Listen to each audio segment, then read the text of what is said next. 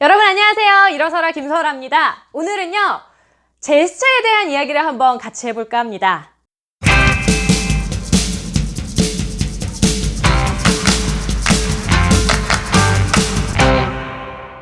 우리가 감정을 전달할 때 사실은 말이 차지하고 있는 비중은 7%밖에 안 된다고 해요.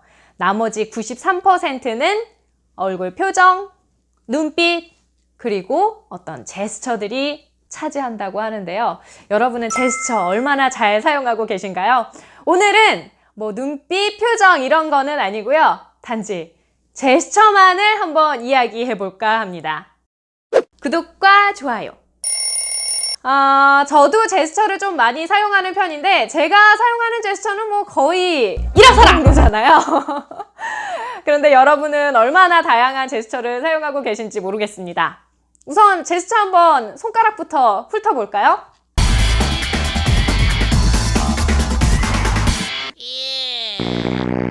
최고? 별로. 이 엄지손가락이 주는 의미는 그런 것 같아요. 최고 아니면 별로. 이거는 상대방에게 바로 찌르게 되면 굉장히 기분 나쁠 수 있지만 다른 곳을 찌르게 되면 그것을 설명하기에 굉장히 좋은 것 같아요. 이 동작 같은 경우에는 욕으로 사용되고 있죠. 그리고 마지막 이 새끼손가락은 어떤 의미가 있죠? 약속. 그리고 뭐 여자친구나 남자친구, 뭐 애인을 의미하기도 하는 것 같아요. 그러면 이렇게 벌리게 되면 어떻게 될까요? 네. 전화의 의미가 많이 있고요. 그 다음에 이렇게 하게 되면 사랑이라는 뜻. 이렇게 하면 락스프링. 또 우리가 알고 있는 동작. 손을 펴는 동작이 있을 수가 있을 것 같아요. 이 손을 펴서 이 위치가 중요한데요. 많이 위로 올라가게 되면요. 뭔가를 우러러보고 존경하고 뭔가를 바라는 그런 느낌이 있어요.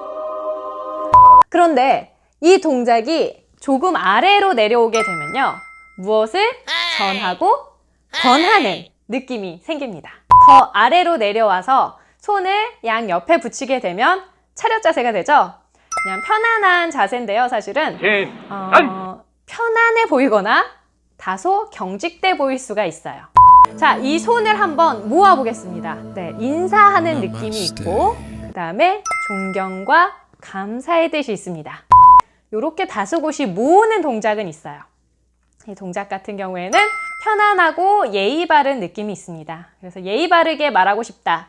내가 상대방에게 말을 할 때 두 손을 모으고 예의 바르게 보이고 싶다면 이 동작 추천합니다. 저는 말을 하다가 가끔 이렇게 설명을 하잖아요. 가끔 이렇게 부여잡을 때가 있어요.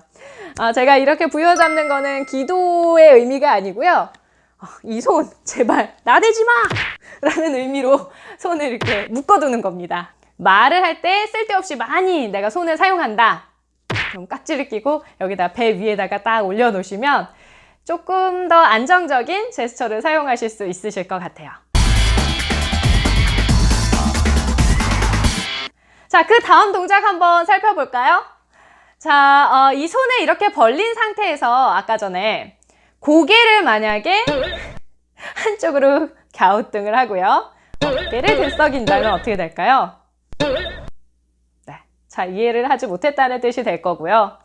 손을 벌린 상태에서 허리에 손을 두고요.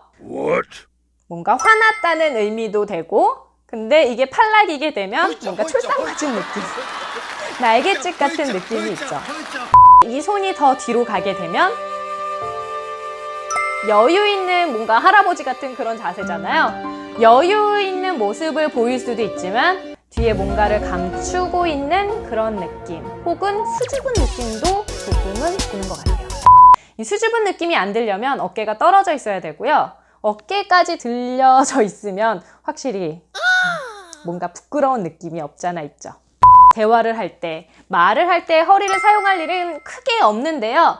우리가 허리를 사용했다. 그럼 뭔가를 조를 때, 부탁을 할 때 상대방을 존경하는 느낌을 허리에 담는 것 같아요. 허리를 살짝 구부리는 것으로 내가 아랫사람이고 상대방을 존중한다는 의미를 허리를 구부리는 것으로 나타낼 수가 있습니다.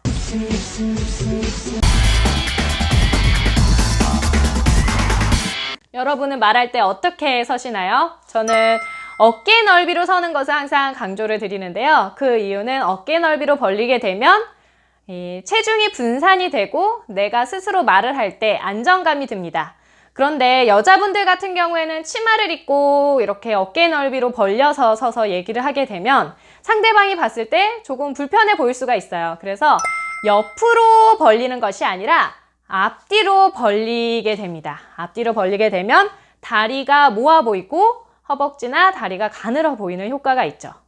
문제는 다리를 벌린 상태에서 한쪽 다리에 힘을 빼게 됐을 때입니다. 한쪽 다리에 힘을 빼게 되면 조금 건방져 보일 수가 있고요. 또 이 한쪽 다리를 빼면 어떻게 되냐면요. 자연스럽게 몸이 흔들립니다. 이렇게 몸이 흔들리게 되면 불안해 보일 수 있으니까요.